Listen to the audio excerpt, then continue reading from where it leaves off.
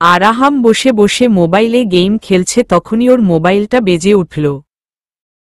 খেলার মাঝে হঠাৎ কল আসাতে খুব বিরক্ত হয়ে কলটা রিসিভ করতে যাচ্ছিল, তখন আশ্রিকা কলটা কেটে দিল। আবার গেম খেলা শুরু করল, আবার ওই একই নাম্বার থেকে মিস কল আসলো।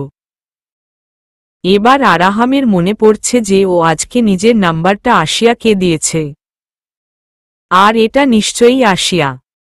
এইবার নিজেই যে নাম্বার থেকে মিস কল আসছে এতক্ষণ সেটাতে কল করল।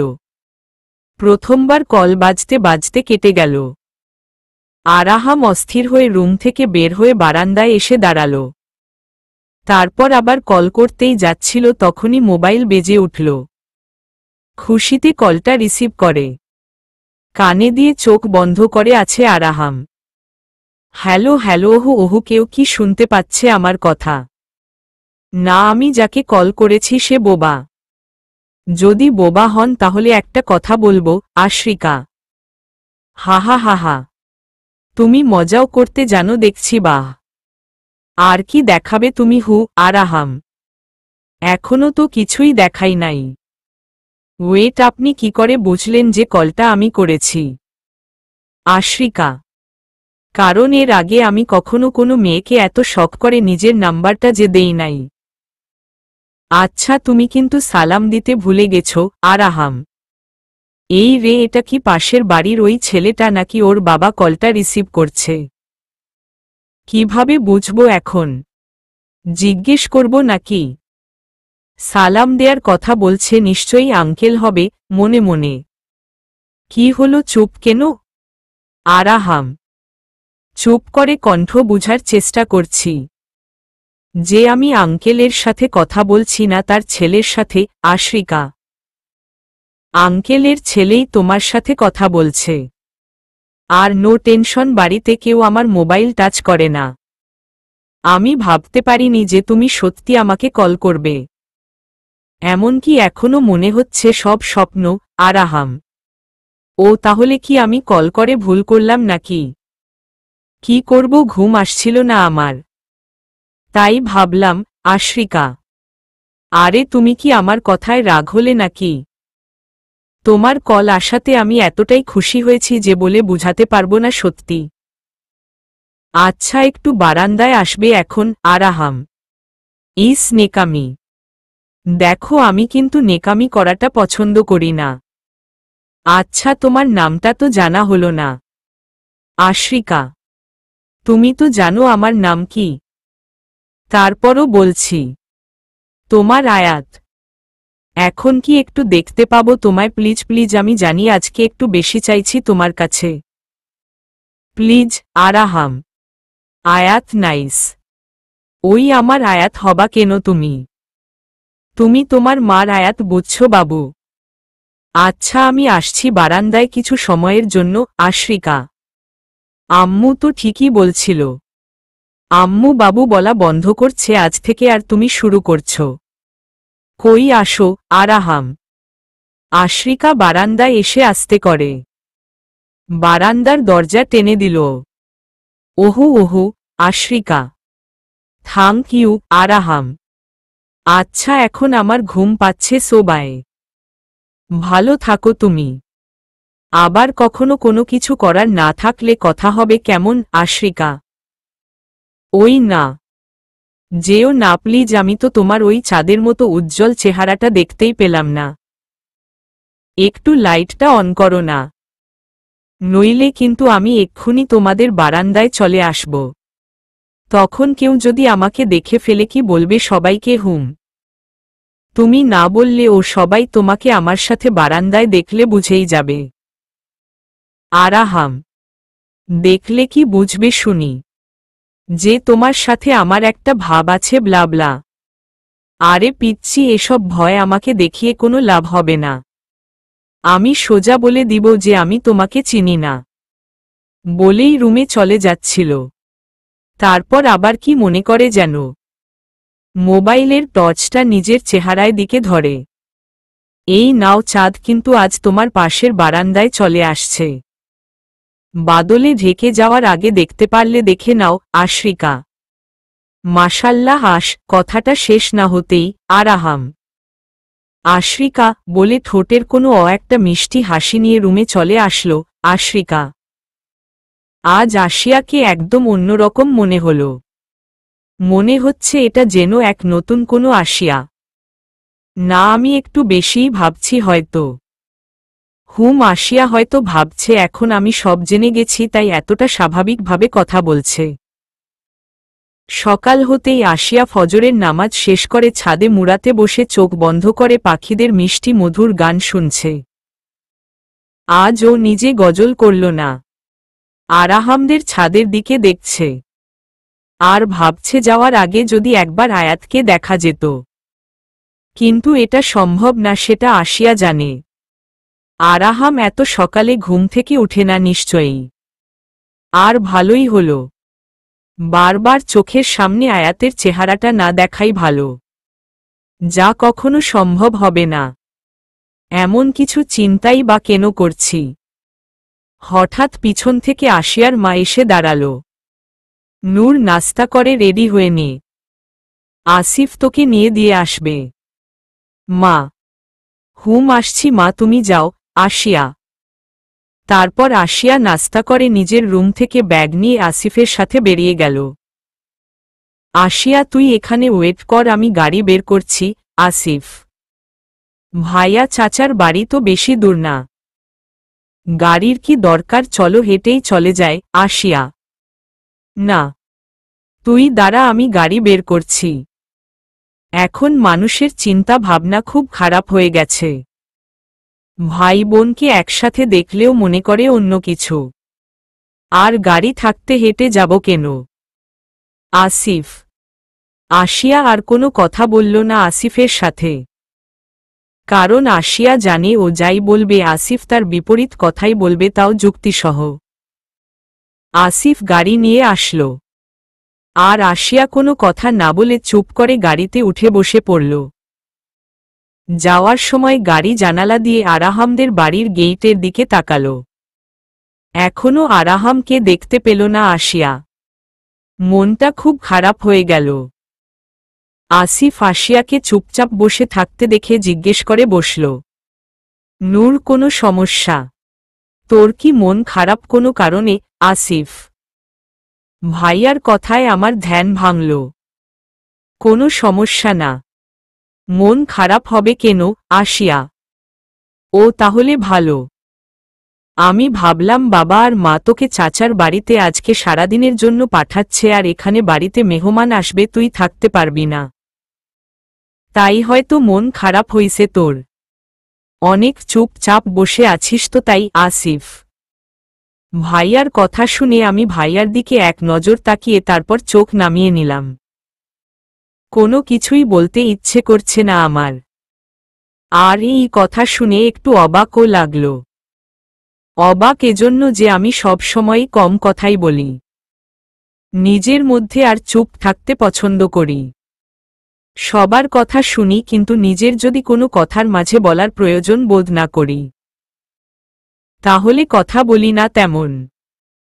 তাই আমার দাদি আমাকে সব সময় বলে, আসিয়া, নূর, একে তো তুই সবার চেয়ে আলাদা, নিজেকে পর্দার আড়ালে রেখেছিস, তুই কেমন সেটা কেউ দেখতে পারছে না। একজন মানুষ আরেকজন মানুষকে প্রথমে তার বাহ্যিক দিকটা, যেমন চাল চলন, আচার আচরণ, চেহারাটা দেখে নিজের স্মৃতিতে তার একটা জায়গা বা ছবি বানায়। আর কেউ যদি তার সেই দিকগুলো সবার থেকে আড়াল করে রাখে তাহলে কিভাবে চিনবে? তখন সেই মানুষটিকে চেনার উপায় হলো তার কণ্ঠ, কথাবার্তা। আর যা তুই খুব কম বলিস, তাহলে কিভাবে তুই অন্যের মনে নিজের জন্য ভালোবাসার জায়গা তৈরি করবি? তখন ভাবতাম দাদি তো ঠিকই বলেছে, কিন্তু নিজেকে বদলাতে পারিনি। আমার জানা ছিল না যে কাউকে ভালোবাসার জন্য কোনো কথার প্রয়োজন হয় না। মুখ বোবা থাকলেও চোখ মনের অনুভূতিগুলোকে ঠিক তার কাছের মানুষের কাছে পৌঁছে দেয়। তা না হলে আয়াত কেন আমাকে ভালোবাসবে? কি এমন আছে আমার? চোখের পলকে নিজের বাড়ির সামনে থেকে চাচার বাড়ির সামনে এসে থামল গাড়িটা। আমি ব্যাগ নিয়ে গাড়ি থেকে নেমে বাড়ির গেট দিয়ে ঢুকতে যাচ্ছি তখনই আসিয়া, আমি 6টার সময় চলে আসব তোকে নিতে। ঠিক আছে আসিফ ভাইয়া, তোমার যদি কাজ থাকে তাহলে সমস্যা নেই, আমি একাই বাসায় চলে যেতে পারব। আসিয়া, না, এই কাজটা একদম করবি না বললাম। যদি একটু লেটও হয় তারপরও আমি তোকে এসে নিয়ে যাব। আসিফ, জি ঠিক আছে ভাইয়া। উপর থেকে আমার চাচি আর কাজিনরা আমাকে দেখে খুশিতে সেখান থেকে জোরে জোরে ডাকতে শুরু করল। আমি হাত দিয়ে ইশারা করলাম। রুমে ঢুকতেই চাচি আমাকে জড়িয়ে ধরল। নূর, কেমন আছিস তুই মা? তুই তো একেবারেই আসা বন্ধ করে দিলই চাচি। আপনারা ও তো এখন তেমন যান না। আসিয়া, আমি তো কাজের জন্য এখন কোথাও যাওয়ার সময় পাই না। এই দেখ না, এখন আবার তাবলিগে যেতে হবে। কালকে মহিলারা বাসায় এসে বলে গেছে। চাচি, এটা কোথায় হবে? আসিয়া, এই তো আমাদের 3 বাড়ি পরেই। তুই যাবি আমার সাথে? চাচি, হুম যাব। কখন যাবে তোমরা? আসিয়া, আর কেউ যায় না, শুধু আমি একাই যাই। এখনই বের হব। তুই বোরকা খুলিস না। আমি রেডি হয়ে আসছি চাচি। জি ঠিক আছে। আসিয়া। কিছুক্ষণ পর আসিয়া ওর চাচির সাথে তাবলিগের জন্য বের হল। তাবলিগ শেষে বাড়িতে আসার জন্য সেখান থেকে বের হয়ে কিছু পথ হাঁটার পর পিছন থেকে একটা আওয়াজ শুনলাম। আওয়াজটা অনেক পরিচিত আমার। কি, এখানে কেন আসছো জিলাপির জন্য? কথাটা শুনে প্রচুর রাগ তো হলো, আবার মনে মনে খুব হাসিও পাচ্ছে। আমি পিছনে ফিরে তাকিয়ে দেখি নূরে আয়াত, চোখে হাসির সাথে মুখে হাসি, চোখে হাসির সাথে মুখে হাসি। পাঠ 10। রাইটার নুসরত জাহান রিয়া। ঘূর্ণমান হার্ট, ঘূর্ণমান হার্ট। এক পলক আয়াতের দিকে দেখে আবার নিজের চোখ নামিয়ে হাঁটতে শুরু করে দিলাম। এমন ভান করলাম যেন আমি তাকে দেখতেই পাইনি। ঠোঁটের কোনো এক চিলতে হাসি ফুটে উঠেছে আমার। কেন সেটা আমি জানি না, হয়তো জানার চেষ্টাও করি না। কারণ যে পথে হাঁটা মহাপাপ, সেটা নিয়ে ভাবনাটা ও আমার ভুল হবে। আর সাথে চাচি আছে বলে মাথা নিচু করে হাঁটতে লাগলাম। কিন্তু এই আয়াতের কি হয়েছে আমি বুঝে পাই না। সাথে কি চাচিকে সে দেখতে পাচ্ছে না নাকি? আয়াত কোনো পাত্তা না পেয়ে এবার সোজা আমার বরাবর হাঁটতে শুরু করল। না না আসিয়া, আমি তোমাকে এমনটা ভাবিনি। তুমি জেলাপির জন্য তাবলিগে আসবা। থাক থাক, তুমি ভুলে যাও যে আমি তোমাকে দেখছি। আরাহাম। আসিয়া চোখের ইশারায় অনেক করে আরাহামকে বুঝাতে চাইছে যাতে ও আসিয়ার পিছু না করে, আর এখন ওর সাথে কথা না বলে এখান থেকে চলে যায়। কিন্তু আরাহাম কোনো ইশারাই বুঝতে পারছে না। তাই বাধ্য হয়ে আসিয়া অনেক আস্তে করে আরাহামকে ওর কথার উত্তর দিল। আমার হাতে কি কোথাও জেলাপি দেখতে পাচ্ছেন আপনি? আসিয়া। ও হাতে নেই। তাহলে নিশ্চয়ই তুমি খেয়ে ফেলছ। আরাহাম। আমি জেলাপি তেমন পছন্দ করি না। আর আমি জানি আপনি এসব কেন বলছেন। আসিয়া। আসিয়া হাঁটার গতিটা একটু স্লো করে দেয়, যাতে চাচি ওর আগে চলে যায় আর আরাহামকে ওর সাথে কথা বলতে না দেখে। জানো যেহেতু, তাহলে এমন করে ইগনোর কেন করো আমাকে? রাতে তো খুব মজা করলা, এখন পুরাই লাল মরিচের ঝাল। আরাহাম, আপনি এরকম কথা আমাকে আর কোনো দিন বলবেন না। এগুলা কি ধরনের কথা? আর আমি না আপনাকে বলছি যে আমার সামনে কোনো দিন আসবেন না। আপনার সাথে কথা বলাটাও আমার জন্য হারাম। আর রাতে কোনো মজার কথা বলছেন। আর একটা কথা, মেয়েরা জেলাপির জন্য তাবলিগে আসে না, ছেলেরা যায় জেলাপির জন্য জুম্মার নামাজে। বলেই হাসতে লাগল। আসিয়া। আসিয়া, তুমি যতই আমাকে অপমান করো না কেন, আমার তোমার প্রতি ততই ভালোবাসা হচ্ছে। আর একটা কথা বলি, তুমি হাসলে না তোমাকে দারুণ লাগে। আর যখন তুমি আমার দিকে আর চোখে দেখো তখন তো আমি শেষ। আরাহাম, আপনি আমার হাসি কখন দেখলেন?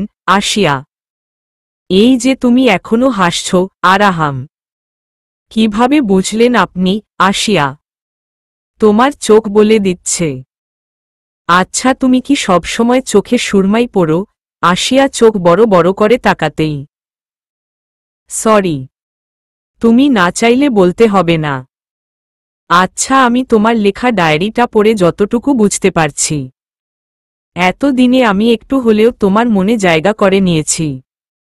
কিন্তু সামনে আসলে তুমি এক নতুন আসিয়া। আরাহাম, কতবার বলবো বলুন তো? ওই ডায়েরি একটা লেখা ও আপনার জন্য না, সব আমার আয়াতকে নিয়ে। আমি শুরুতে আপনার জন্য যেমনটা ছিলাম এখনো কিন্তু আমি তেমনই আছি, কোনো পরিবর্তন সম্ভব না। এটা আপনাকে বুঝতে হবে। আপনার সাথে আমার কোনো দিক থেকেই মিলে আপনিই বলেন। আসিয়া, আসিয়া, ভালোবাসা মিল অমিল, দোষ ত্রুটি, ধনী গরিব এসব ব্যবধান দেখে হয় না। আমি তো শুনেছি তুমি মিথ্যে বলো না, কিন্তু আজ কেন মনে হচ্ছে তুমি আমার সাথে মিথ্যে বলছ? আয়াতকে নিয়ে যদি সব ভাবনা আর লেখা হয়ে থাকে, তাহলে অস্বীকার করছো কেন যে তুমি আমাকে ভালোবাসো না? আমি তোমার আয়াত না। আরাহাম, এখন আমার খুব রাগ হচ্ছে আপনার উপর। আমি শান্ত হয়ে কথা বলছি বলে কি আপনি এমন করছেন? চিৎকার করতে পারবো না বলে কি তার সুযোগ নিচ্ছেন আপনি? কতবার বললাম এখন আমার পিছনে আর আসবেন না। আমার সাথে আমার চাচি আছে, দেখলে আমি সমস্যায় পড়ে যাব। সত্যিই যদি ভালোবেসে থাকেন আমাকে তাহলে প্লিজ অনুরোধ করে বলছি চলে যান। কেন নিজের আর আমার সময় নষ্ট করছেন? আসিয়া, আসিয়া, আমি কখনোই তোমাকে বিপদে ফেলার কথা ভাবতেও পারি না। শুধু এতটুকু বলো আমি চলে যাব। আমি তোমার আয়াত কিনা? আরাহাম, না, আপনি আয়াত নন। কারো ভালোর জন্য কোনো মিথ্যা বললে সেটা আল্লাহ মাফ করে দিবেন নিশ্চয়ই মনে মনে। আসিয়া এত সহজে বলে দিল। ওকে ফাইন, তাহলে তোমার আয়াতকে আমি দেখতে চাই। আসিয়া, বলো এটা সম্ভব? কবে দেখা করিয়ে দিবে তুমি? যে তোমার মতো পাথর হৃদয়ের মেয়ের ভালোবাসা নিজের করেছে তাকে তো একবার দেখা উচিত, তাই না? আমি মানছি আমি তোমার মতো পারফেক্ট না আসিয়া, কিন্তু বিশ্বাস করো আমি নিজেকে তোমার জন্য চেঞ্জ করার চেষ্টা করব। আরাহাম, আরাহামের কথায় আসিয়া অনেক ইমোশনাল হয়ে ওঠে আর চোখ থেকে গড়িয়ে এক ফোঁটা পানি হাতে পড়তেই আসিয়া চেহারাটা অন্যদিকে ঘুরিয়ে নিল। আসিয়ার চাচি পিছন ফিরে আসিয়াকে দেখতে না পেয়ে আবার পিছনে হেঁটে আসতে লাগল।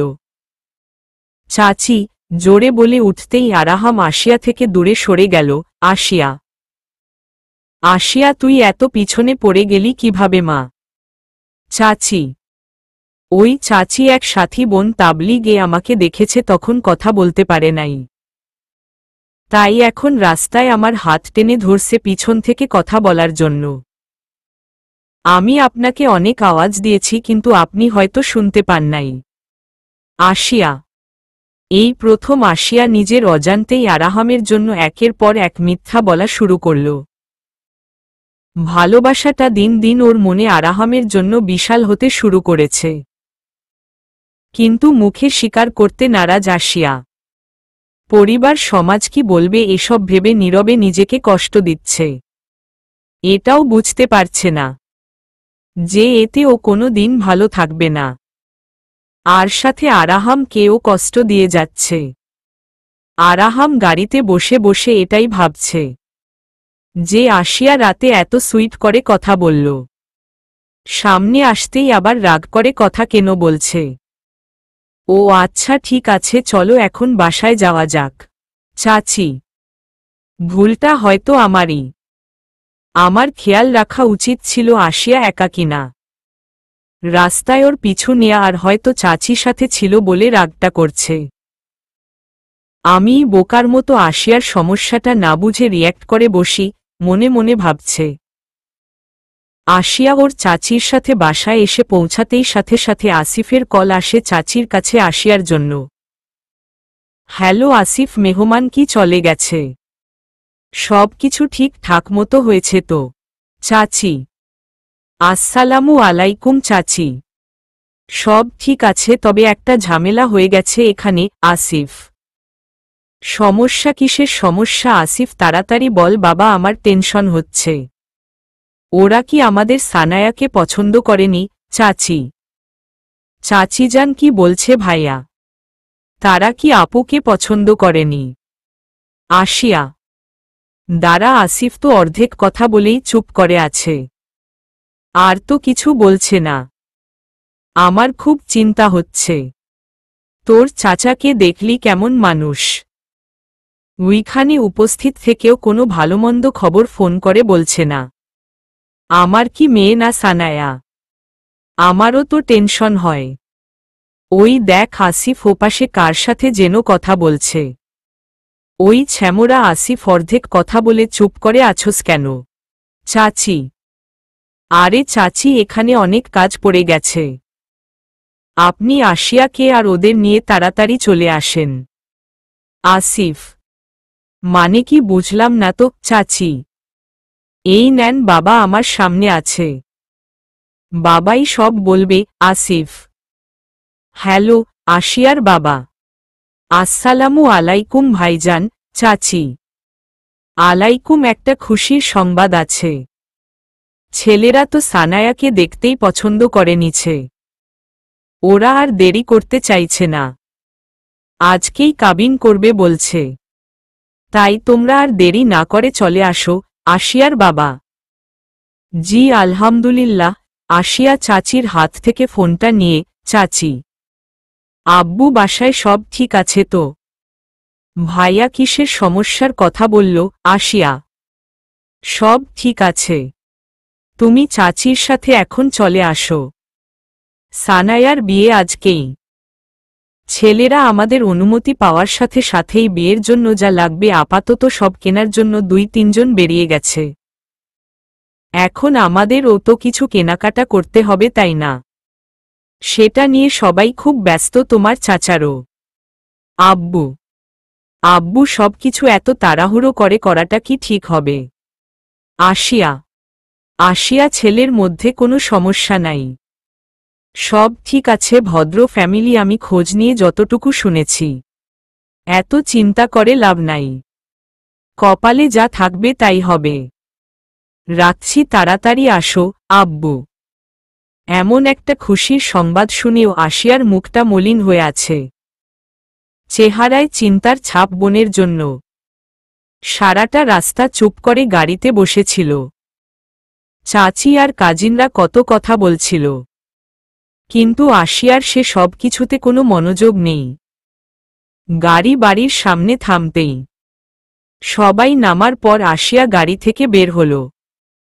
আর বের হতেই বারান্দায় দাঁড়িয়ে থাকা আরাহামের দিকে চোখ পড়ল। আরাহাম আসিয়াকে দেখামাত্রই সুইট একটা হাসি দিয়ে ঠোঁট নাড়িয়ে সরি বলল। আসিয়া বুঝতে খুব ভালো করেই বুঝতে পারল আরাহাম কেন ওকে সরি বলছে। আরাহামের ঠোঁটের কোনো এত সুন্দর একটা হাসি দেখে মুহূর্তেই যেন ওর মনটা ফ্রেশ হয়ে গেল। আর আবেগময় ভঙ্গিতে মাথাটা নাড়িয়ে বাড়ির ভিতরে ঢুকে গেল। আসিয়ার আর আরাহামকে পপি সানায়ার রুমের বারান্দা থেকে খেয়াল করছে। যেই আসিয়া উপরে উঠে আসল আর নিজের রুমের দিকে যাওয়ার জন্য পা সামনে রাখল, পপি পিছন থেকে দৌড়ে এসে আসিয়ার হাত টানতে টানতে ছাদের সিঁড়ির দিকে নিয়ে গেল। এত জোরে হঠাৎ হাতে টান অনুভব করলাম যে রীতিমতো আমার হাতে প্রচণ্ড ব্যথা অনুভব করছি। আমি হাত ছাড়ানোর চেষ্টা করলাম, আগে পিছনে ঘাড় ঘুরিয়ে দেখি পপি। ওর এমন অদ্ভুত আচরণে আমার মেজাজটা খুব বিগড়ে যায়। আর জীবনে যা করিনি কখনো, আজ সেই কাজটা করে ফেলি। কি আশ্চর্য, এভাবে ভূতের মতো করে আমার হাত টানছিস কেন?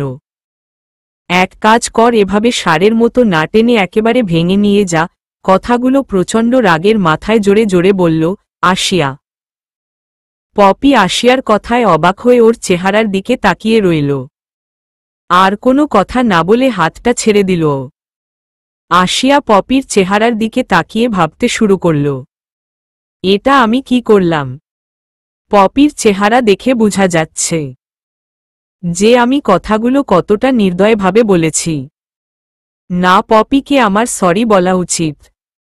পপি, আশিয়া দুজনে একসাথে কথা বলে উঠে। বল আশিয়া। সরি, আমি আসলে বুঝতে পারিনি তুই এত ব্যথা পাবি। Poppy, it's okay. আর আমিও সরি। মাথাটা হঠাৎ গরম হয়ে গেল, যার কারণে কি বলতে কি বলে ফেলেছি তোকে। আমি জানি না এমন আচরণ কিভাবে করলাম আমি। তুই বিশ্বাস কর পপি, আমি এখনো এটাই ভাবছি জানিস। কথাগুলো তোকে বলে আমি নিজেই অনেক অনুতপ্ত। আশিয়া। আশিয়া, ইটস ওকে। আমি বুঝতে পারতেছি তুই একটু একটু করে কেমন বদলে যাচ্ছিস। আর শোন, এসব চেঞ্জ না কখনো লুকানো যায় না। কারো চোখে না কারো চোখে ঠিক ধরা পড়ে। পপি, আজ রাগের মাথায় কি বলে দিছি, তাই তোর মনে হলো আমি চেঞ্জ হয়ে গেছি। আচ্ছা, আগে কখনো কোনো ব্যাপারে রিয়্যাক্ট করিনি বলে যে কখনোই আমার কোনো রিয়াকশন থাকতে পারবে না এটা তো না, তাই না? আমি সত্যি অনেক ব্যথা পাইছি। এই দেখ, তুই আমার হাতটারে অংশে রক্ত জমাট বেঁধে কেমন লাল হয়ে গেছে। আশিয়া। আশিয়া, আশিয়া, তুই জানিস আমি কি বুঝাতে চাইছি তোকে? তুই যথেষ্ট বুদ্ধিমতী মেয়ে, আমি জানি। তুই ইচ্ছে করে কথাটা অন্যদিকে ঘোরানোর চেষ্টা করছিস। তোর আর আরাহামের মধ্যে এখনো ওইসব চলছে। পপি, ওইসব মানে? তুই আমার বান্ধবী হয়ে এমন কথা কি করে বলতে পারলি?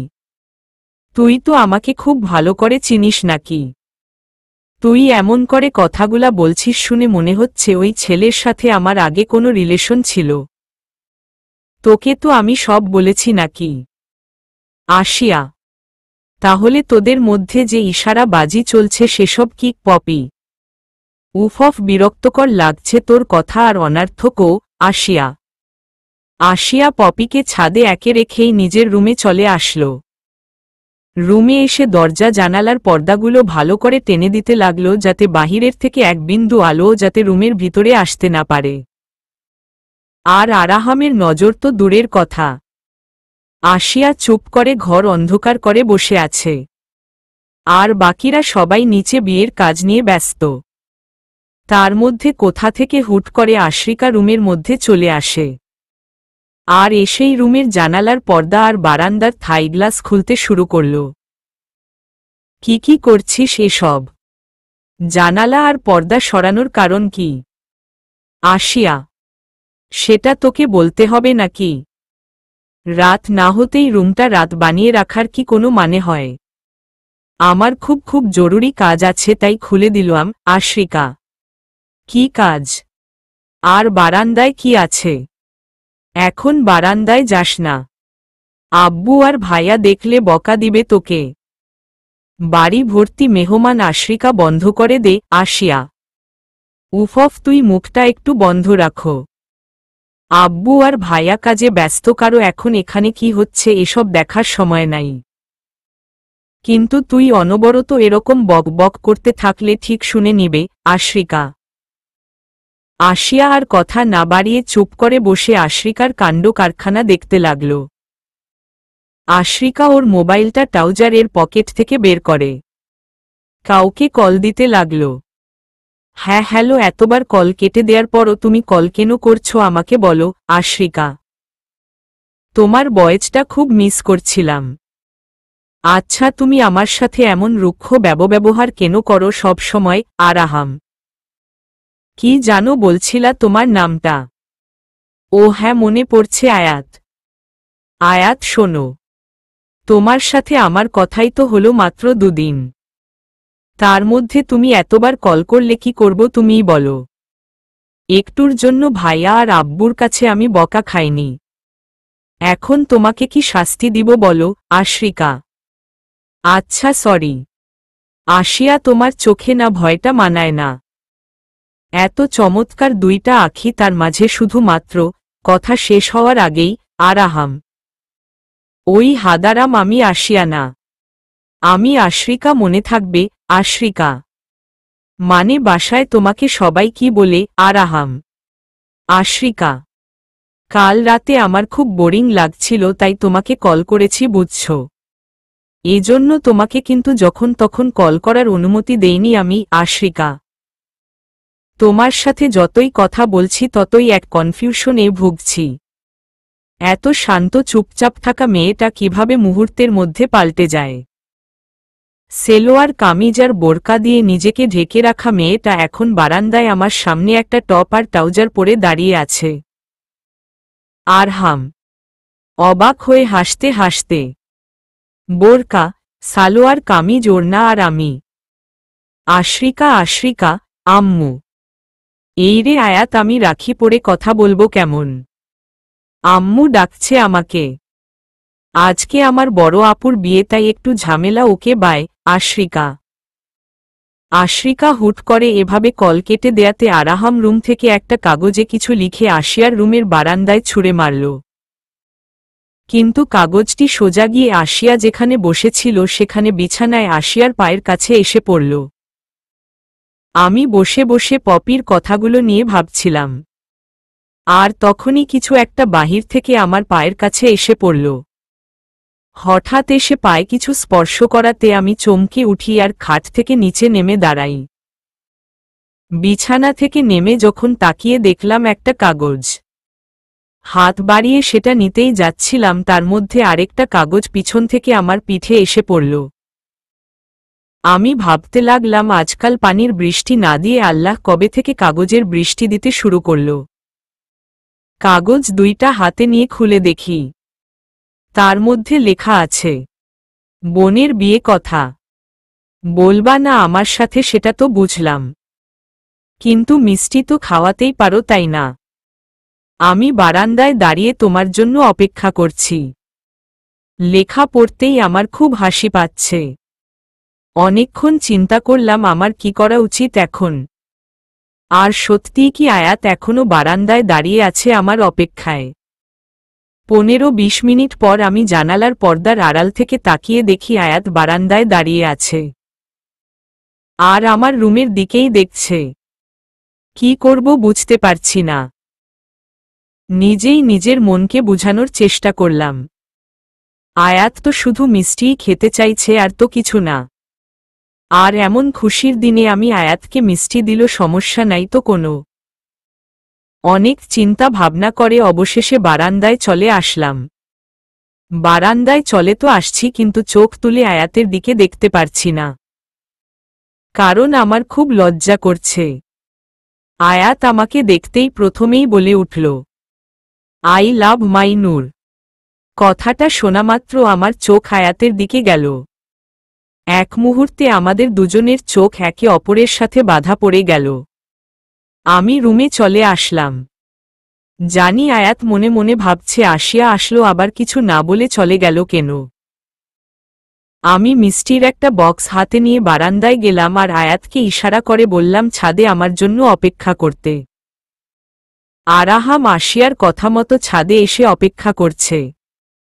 আশিয়া ছাদের সিঁড়ি পর্যন্ত এসে থেমে গেল, আর ছাদের গেইটের আড়াল থেকেই আরাহামের দিকে মিষ্টির বক্সটা এগিয়ে দিল হাত বাড়িয়ে। এভাবে মিষ্টি দিল, আয়াত খাবে না আশিয়া? এত কাছে থাকা সত্ত্বেও কি তোমার চেহারাটা একবার দেখতে পাব না? আরাহাম। আশিয়া কোনো কথা না বলে বক্সটা হাত থেকে নিচে রেখে দিল। আরাহাম অবাক হয়ে আশিয়াকে দেখছে আর ভাবছে আশিয়া কি করতে চাইছে।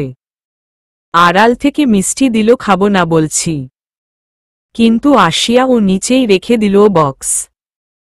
আশিয়া বক্সটা খুলে তার মধ্যে থেকে একটা রসগোল্লা হাতে তুলে নিল, আর দরজার আড়াল থেকেই আরাহামের মুখের কাছে মিষ্টি ধরল। আশিয়া মুখটা একটু ফাঁক করতেই আশিয়া মিষ্টি সোজা আরাহামের মুখের ভিতর দিয়ে হাতটা সরিয়ে নিল নিজের। আরাহাম, মিষ্টি খাওয়া শেষ, এখন চলে যান এখান থেকে। আর বারবার কেন এমন সব পরিস্থিতি সৃষ্টি করছেন বলেন তো? আশিয়া। কেমন পরিস্থিতির সৃষ্টি করেছি আমি তো সেটাই বুঝলাম না। আসিয়া তুমিই বলো এখন কি আমি কোনো ভুল করেছি? আরাহাম: জি এখানে চলে আসছেন এটা ভুল না। আসিয়া: তোমার কি ভুলে যাওয়ার রোগ আছে আসিয়া? নাকি অন্য কিছু? আমার ভালোবাসা নিজেকে হারিয়ে ফেলেছ, তাই কিছু মনে থাকে না? আরাহাম: মানে কি? দরজার আড়াল থেকে চেহারাটা একটু বের করে আরাহামের দিকে তাকিয়ে আসিয়া: মানে তুমি নিজেই তো বারান্দায় ইশারা করে বললে আমাকে ছাদে তোমার জন্য অপেক্ষা করতে। আরাহাম: এই রে, সাথে সাথে জিহ্বায় কামড় দিয়ে মানে আসিয়া: আরে এত মানে করতে হবে না। ইটস ওকে, এরকম হতেই পারে। আরাহাম: জি ঠিক আছে, এখন আপনি চলে যান। আজ বাসায় অনেক লোকজন আছে, কেউ দেখে ফেললে আপনি সমস্যায় পড়ে যাবেন। আসিয়া: আর তুমি? তোমার কোনো সমস্যা হবে না। আরাহাম: সেই চিন্তা আপনার আছে বলে তো আমার মনে হয় না। যদি থাকতো তাহলে আমি বলার পরও এভাবে যখন তখন আমার সামনে চলে আসতে পারতেন না। এতদিনে তো আপনার বুঝে যাওয়ার কথা যে আমি কেমন মেয়ে। আপনার সাথে আমার কিসমত কখনো মিলার মতো না। এটা যখন বুঝবেন তখন ঠিকই নিজের পথটা পরিবর্তন করে নিবেন আমি জানি। তখন না ভালো লাগা থাকবে না ভালোবাসা। হয়তো আসিয়া নামটাই আর মনে থাকবে না আজকের মতো। আসিয়া: সব বুঝলাম, কিন্তু আমার কি মনে হয় জানো, তুমি আমাকে বুঝো না। এতদিনে আমি এটা ছক করে নিয়েছি। তোমাদের বাড়িটা এত বড় আর বিশাল যে এক রুম থেকে আরেক রুমে যেতে অন্তত 5 মিনিট সময় লাগে। সেখানে ছাদে আসতে আরও বেশি সময় লাগার কথা, রাইট?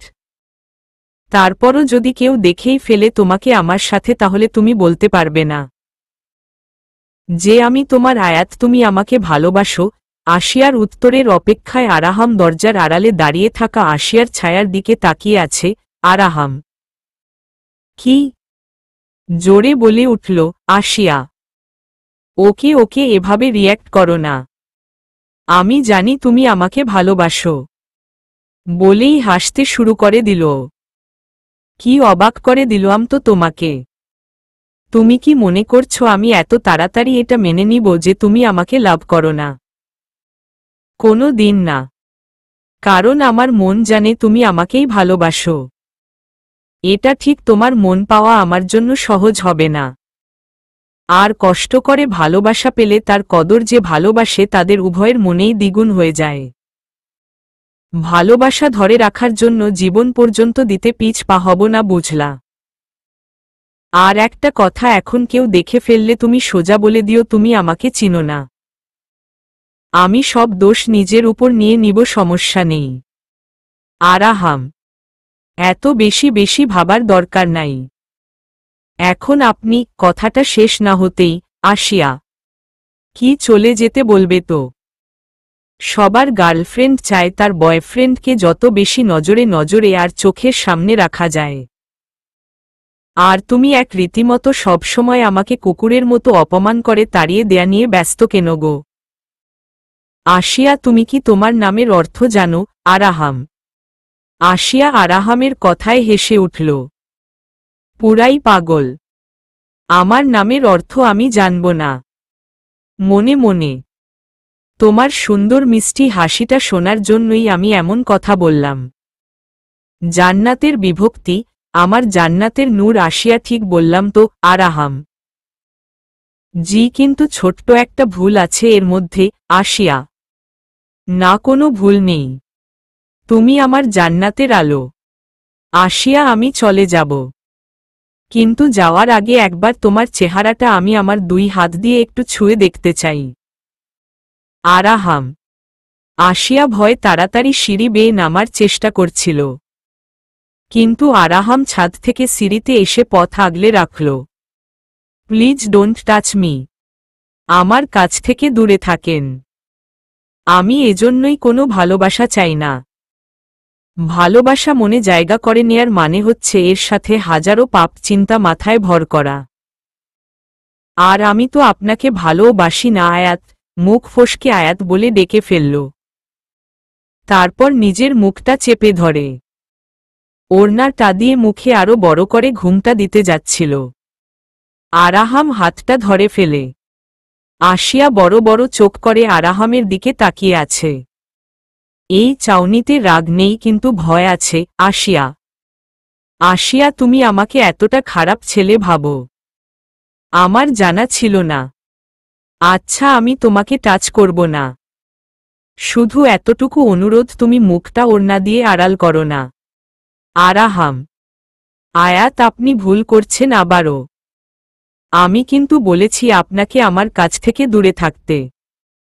আর আমার গায়ে যাতে আপনার একটা আঙুলের স্পর্শ পর্যন্ত না লাগে। এই যে আপনি আমার হাতটা অনায়াসেই ধরে ফেলেন, এতে আমার মনে ভীষণ অপরাধ বোধ কাজ করে। আসিয়া, তুমি কি আমাকে আয়াত বলে ডাকলে এইমাত্র? আচ্ছা আমার হাত বা আঙুল তোমাকে স্পর্শ করবে না, কিন্তু ছুঁয়ে তো আমি দেখবই। আসিয়া, আরাহাম। আসিয়া মনে মনে চিন্তা করতে লাগল, আয়াতের মাথা ঠিক আছে তো? কি বলছে এসব? ছুঁয়ে দেখবে তাও স্পর্শ না করে? এটা কি করে সম্ভব? আরাহাম প্রদীপ সহ মোমবাতিটা আসিয়ার হাতে দিল। আসিয়াদের বাড়ির দেয়ালে খুব সুন্দর করে প্রদীপ বসিয়ে আলোকিত করার জন্য ছোট ছোট জানালার মতো করা আছে। 5 সেন্টিমিটার পর পর একটা করে প্রদীপ রাখার স্থান বানানো। সেখান থেকে একটা প্রদীপ সহ মোমবাতি তুলে নিয়ে আসিয়ার হাতে রাখে। আসিয়া ভাবছে আয়াত মোমবাতি ওর হাতে কেন রাখল। প্রদীপের পাশে আসিয়া গতরাতে ভুলে গ্যাস লাইটটা রেখে গিয়েছিল।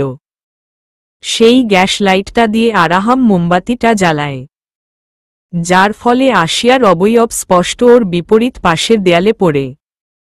আসিয়া এক হাতে জ্বলন্ত মোম হাতে নিয়ে দাঁড়িয়ে আছে, আরেক হাতে ওড়না ঘুমটার একপাশে ধরে রাখছে। আসিয়ার সম্পূর্ণ শরীর ওড়নায় ঢাকা, শুধু চেহারাটা বাহিরে। মোমবাতির আলোতে আসিয়ার চেহারার নূর যেন আরো ঝলমল করছে। আরাহাম পলকহীনভাবে আসিয়ার চেহারার দিকে তাকিয়ে আছে। মাশাল্লাহ, এই শুধু চেহারা না, জান্নাতের নূর আমার সামনে দাঁড়িয়ে আছে। তোমার পবিত্রতা, তোমার চেহারার এই নূরের ঝলক স্পষ্ট বলে দিচ্ছে। এতদিন মনে করেছি পৃথিবীতে ফুল সবচেয়ে সুন্দর, কারণ ফুল কোনো কথা না বলেও নিজের সুরভি আর সৌন্দর্য দিয়ে মানুষের মনকে বহুদূর থেকেও আকর্ষিত করে। কিন্তু এখন দেখছি আমার জানাটা ভুল। সবচেয়ে সুন্দর তো আল্লাহ আমার প্রিয়াকে বানিয়েছে। আসিয়া এক পলক আরাহামের দিকে তাকিয়ে আবার চোখ নামিয়ে নিল লজ্জায়। তোমার নূরের মতো চেহারায় যাতে কারো নজর না লাগে, সেজন্য আল্লাহ নিজেই তোমাকে নজর থেকে রক্ষা করার জন্য তোমার ঠোঁটের বাদিকে এত সুন্দর ছোট একটা কালো তিল দিয়ে দিচ্ছে। আরাহাম, সব মিথ্যা। আসিয়া, একটা কথাও মিথ্যা না। আসিয়া, আমি আজ বুঝতে পারলাম তুমি কেন বলো তোমার সাথে আমার কোনো দিক থেকেই মিল নেই। আমি তোমার যোগ্য না, আমি জানি, কিন্তু বিশ্বাস করো আমি তোমাকে পাওয়ার জন্য যা যা করতে হবে আমি সব করব। তোমার যোগ্য হওয়ার চেষ্টা করব। তারপরও আমি কিন্তু আমার জান্নাতের পরীটাকে হারাতে চাই না। আরাহাম, এখন আমার নিচে চলে যেতে হবে বলে মোম নেভানোর জন্য ফু দিতেই যাচ্ছিল। আরাহাম হাত দিয়ে মোমটাকে ডেকে রাখল। আসিয়া ভ্রু উঁচিয়ে আরাহামকে জিজ্ঞেস করল, এখন আবার কি হলো? আসিয়া। আরাহাম কোনো কথা না বলে সোজা দেয়ালের বিপরীত পাশে আসিয়ার যে অবয়ব দেখা যাচ্ছে, সেখানে গিয়ে আরাহাম ওর 2 হাত আসিয়া চেহারায় রাখল। আসিয়া দূরে দাঁড়িয়ে আরাহামের দিকে তাকিয়ে আছে আর ভাবছে, এভাবে ও যে ভালোবাসার মানুষটাকে ছুঁয়ে দেখা যায় সেটা আসিয়ার জানা ছিল না। আরাহাম ওর কথার সম্মানটা রেখেছে ভাবতেই আসিয়ার চোখে পানি চলে আসে।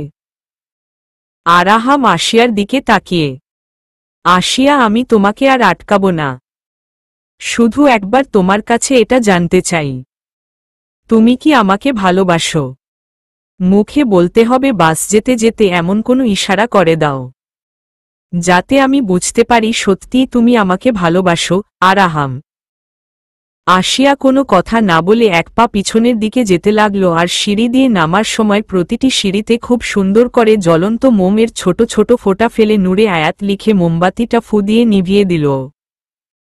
আর প্রদীপ সহ মোমবাতি আরাহামের হাতে দিয়ে দৌড়ে সিঁড়ি দিয়ে নেমে গেল।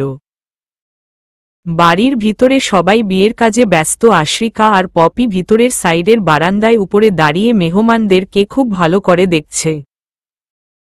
আর কে খাবো না বলেও 4-5 গেলাস লাচ্ছি খেল। কে কিভাবে কথা বলছে এসব নিয়ে হাসি মজা করছে। এর মধ্যে পপি আসিয়াকে দৌড়ে নিজের রুমের দিকে যেতে দেখে একটু অবাক হয়ে, আশ্রিকা, তুই একটু আগে আসিয়াকে ওর রুমে রেখে এসেছিস বললি? পপি: ও তো নিজের রুমেই। ওর কথা আর বলিস না, পুরাই এলিয়েন বুঝলি। সারাদিন কিভাবে রুমের মধ্যে একা একা বসে থাকে আল্লাহই ভালো জানে। আশ্রিকা: আরে ও রুমে ছিল না, ওকে আমি এই মাত্র দেখলাম ছাদের ওই পাশ থেকে দৌড়ে নিজের রুমের দিকে যাচ্ছে। পপি: ও মনে হয় নামাজ পড়তে গেছিল। আশ্রিকা: এই সময় কিসের নামাজ পপি? হয়তো রুমে একা ভালো লাগছিল না, তাই ছাদে গেছে। তুই কেন এত অস্থির হচ্ছিস সেটাই তো বুঝলাম না। নিজের কাজে মনোযোগ দাও, অন্যেরটা এত দেখা ঠিক না। এটা আমার একেবারে পছন্দ না। আশ্রিকা: আশ্রিকার কথায় পপি খুব রাগ হয় আর মুখ বাঁকিয়ে অন্যদিকে ঘুরে দাঁড়ায়। একটু পর আবার আশ্রিকার হাত ধরে টান দিয়ে, আচ্ছা তোর কথা না হয় বুঝলাম যে ওর ভালো লাগছিল না, তাই ও ছাদে হাঁটতে গেছিল। তাহলে ছাদ থেকে এভাবে দৌড়ে নেমে আসলো কেন? চল না ছাদে গিয়ে দেখে আসি ব্যাপারটা কি। পপি: ধ্যাতো, আমাকে বিরক্ত করিস না তো। আমি যাব না। তোর যাওয়ার হয় তুই যা। আশ্রিকা। আশ্রিকা মানা করে দেয়াতে পপি একাই ছাদে চলে গেল। ছাদে গিয়ে এমন কোনো কিছুই ও দেখতে পেল না প্রথমে। পরে যখন নিচে নেমে আসছিল তখন দেখে ছাদের গেইটের কাছে নিচে একটা মিষ্টির বাক্স রাখা। খুলে দেখে বাক্সটা মিষ্টিতে ভরা। পপির মনের ভিতরের সন্দেহটা আরও প্রবল হল। 1-2 সিঁড়ি নামার পর দেখে সেখানে মোমের ফোঁটা দিয়ে নূরে আয়াত লেখা। লেখাটা দেখতেই ওর মনে পড়ে গেল। আসিয়া পাশের বাসার ছেলেটাকে আয়াত বলে ডাকে।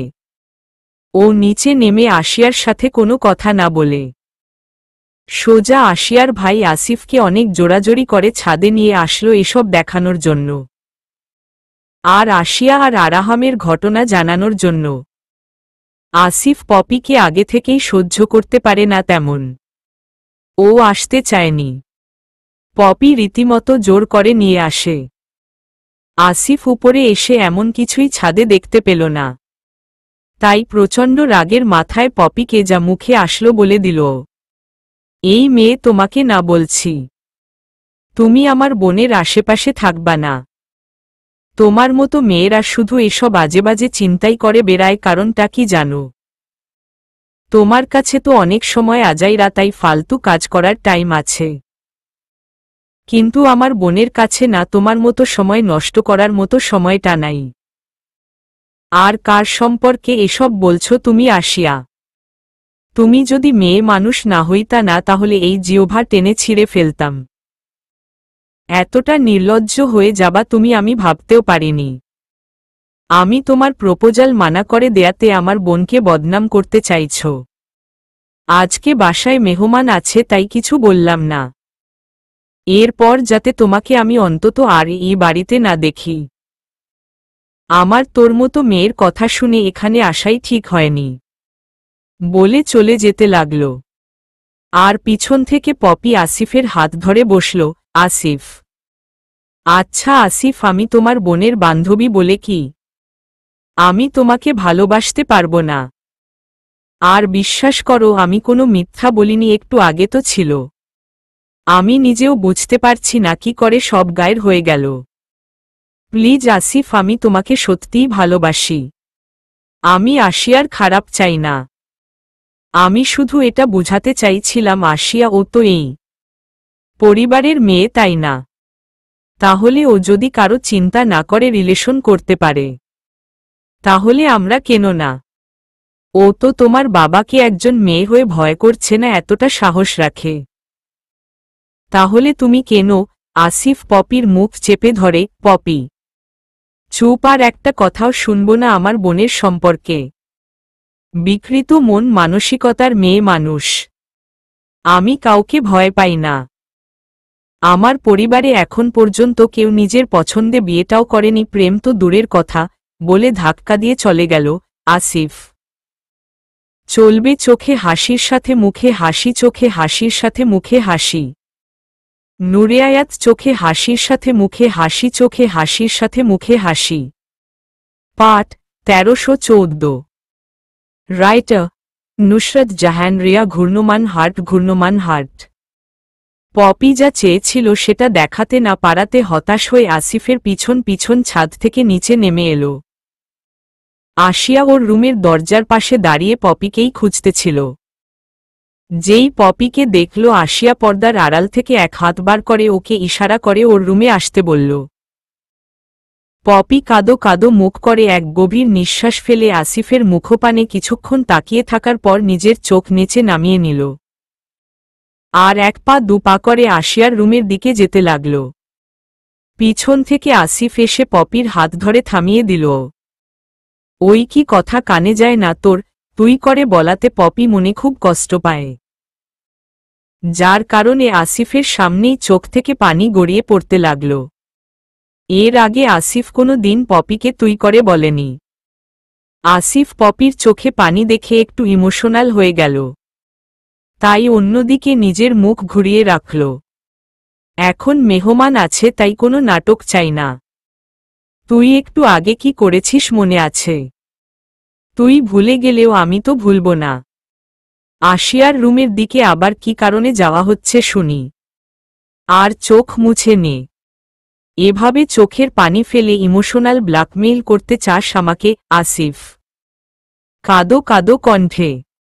আমি নিজে থেকে যাচ্ছিলাম না, আশিয়াই আমাকে ডাকছে ওর রুমে। আচ্ছা, আমি বয়সে আপনার চেয়ে ছোট, এটাই কি সমস্যা? পপি মানে বুঝলাম না। আসিফ না বললাম কি? আমি কি আপনার সমবয়সী বা তার কাছাকাছি হলে আমাকে ভালোবাসতেন? আমি আপনার ছোট বোনের বান্ধবী, এটাই কি সমস্যা?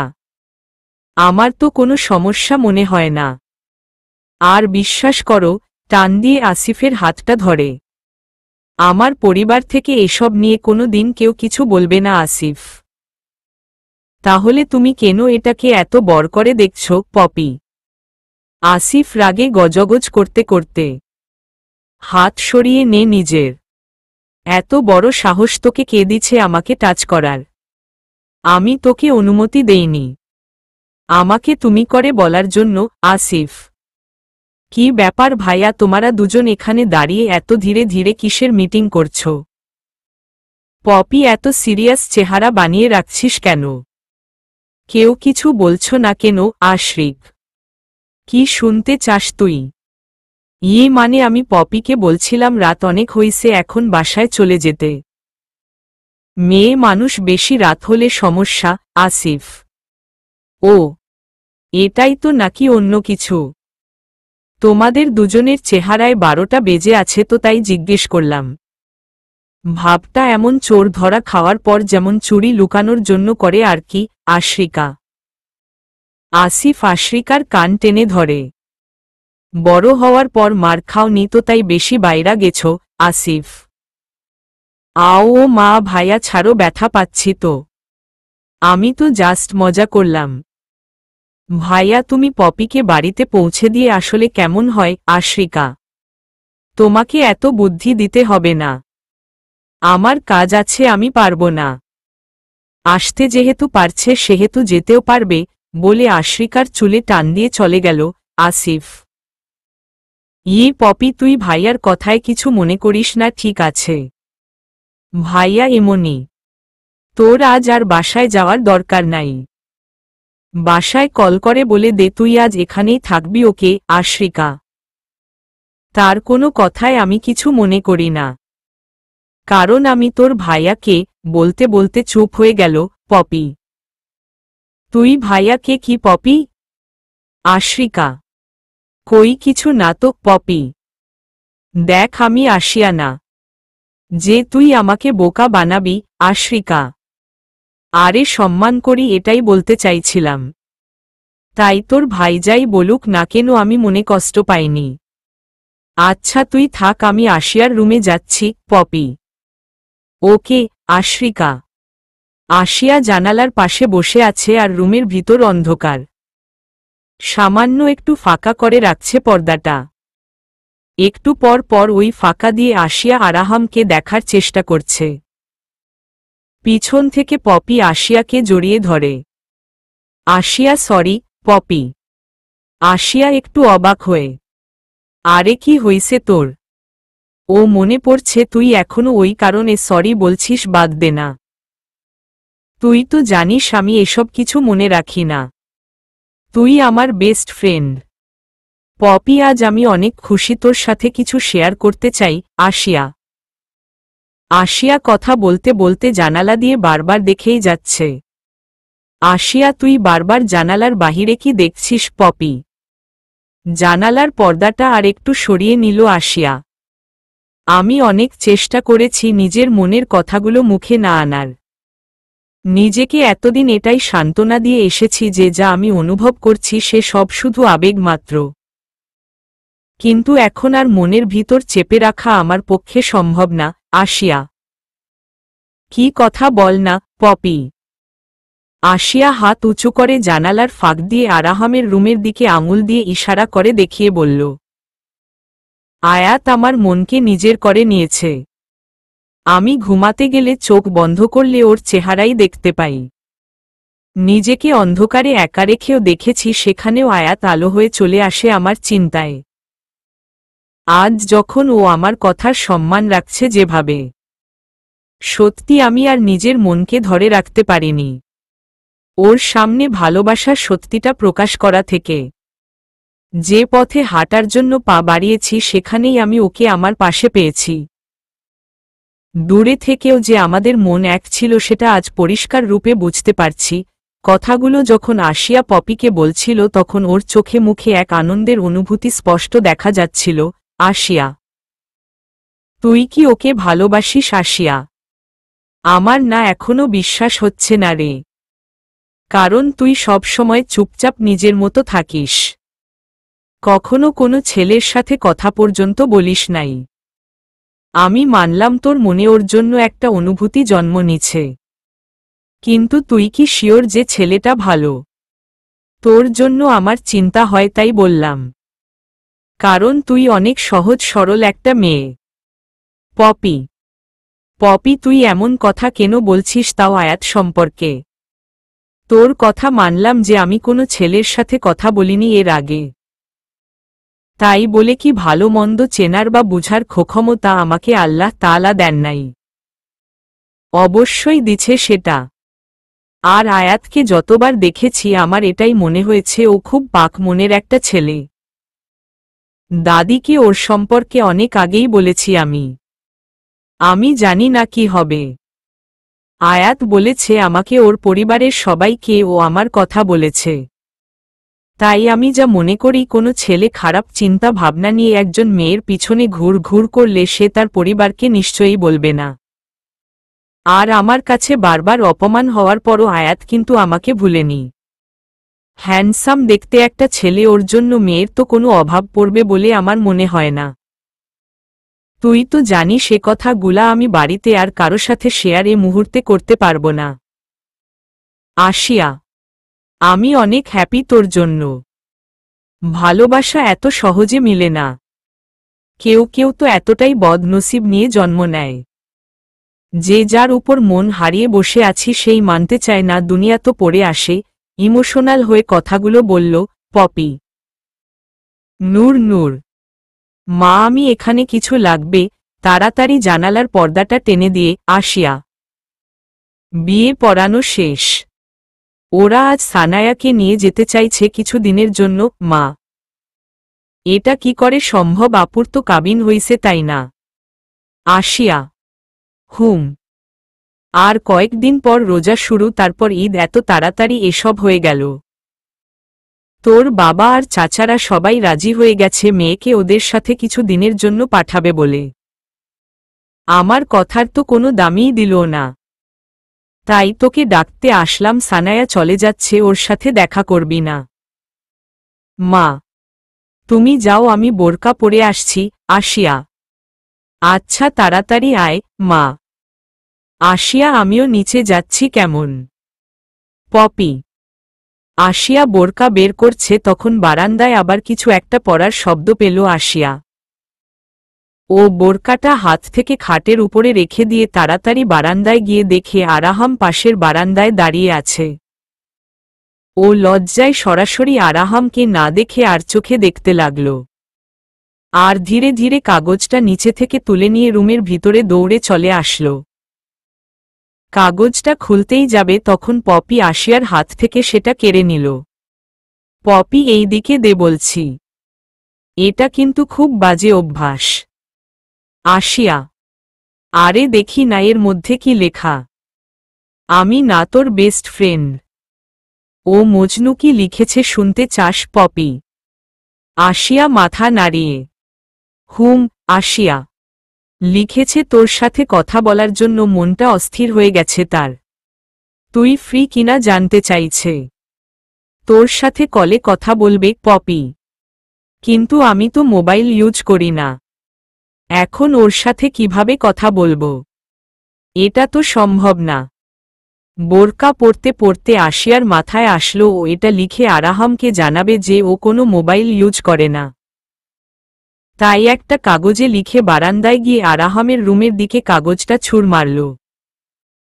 কিন্তু সে কাগজটা আরাহামের রুমে না গিয়ে নিচে পড়ে গেল।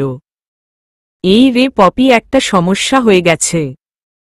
কাগজটা আয়াতের রুমে না যেয়ে আমাদের বাড়ির নিচে পড়ে গেছে। আসিয়া: কি বলিস এখন? কাগজটা যদি তোর বাবা কিংবা ভাইয়ার হাতে পড়ে কি হবে বুঝতে পারছিস? পপি। পপি, একটু নিচে যা না প্লিজ। কাগজটা নিয়ে আয়। পপি তাড়াতাড়ি নিচে নেমে গেল। আসিয়া বারান্দা থেকে পপিকে দেখার চেষ্টা করছিল, কিন্তু দেখতে পারল না। পপি কাগজটা সবার চোখ এড়িয়ে হাতে তুলে নিল। কাগজটা হাতে নিয়ে পপি ভাবতে শুরু করল আসিয়া কি লিখেছে এটাতে। একবার খুলে দেখব।